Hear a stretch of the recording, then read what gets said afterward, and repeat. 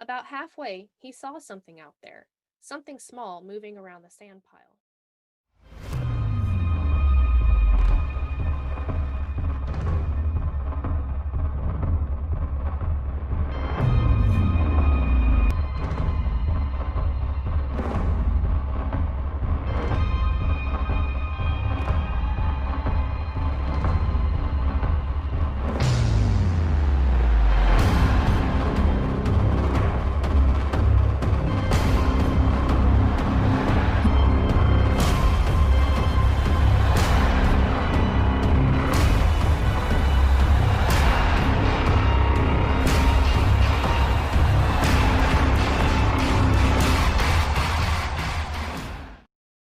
This encounter is called Little Person, Big Terror.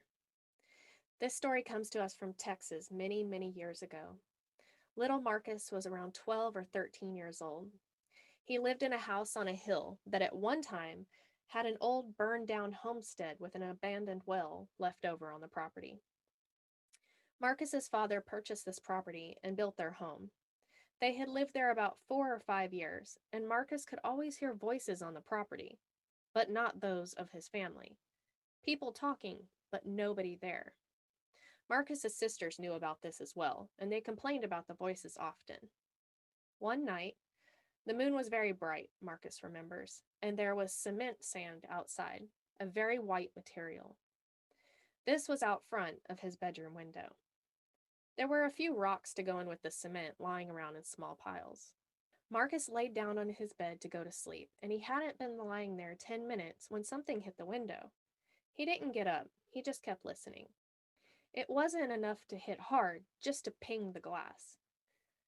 As he lay there, another pebble hit the window, and finally his curiosity got the better of him. He got up and he crossed the room to check it out. He put his face up to the window and he scanned the yard from left to right. About halfway, he saw something out there, something small moving around the sand pile.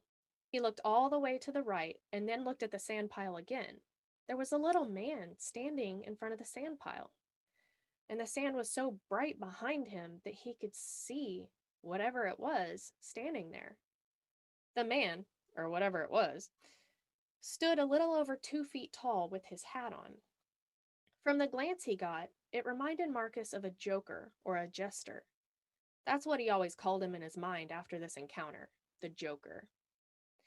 The thing had a tall, pointed hat, kind of like a dunce cone.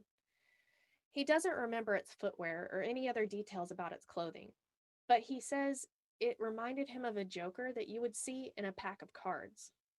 He looked down and tried to figure out what he saw, and then he looked back up, and the thing was at the window, face to face with him.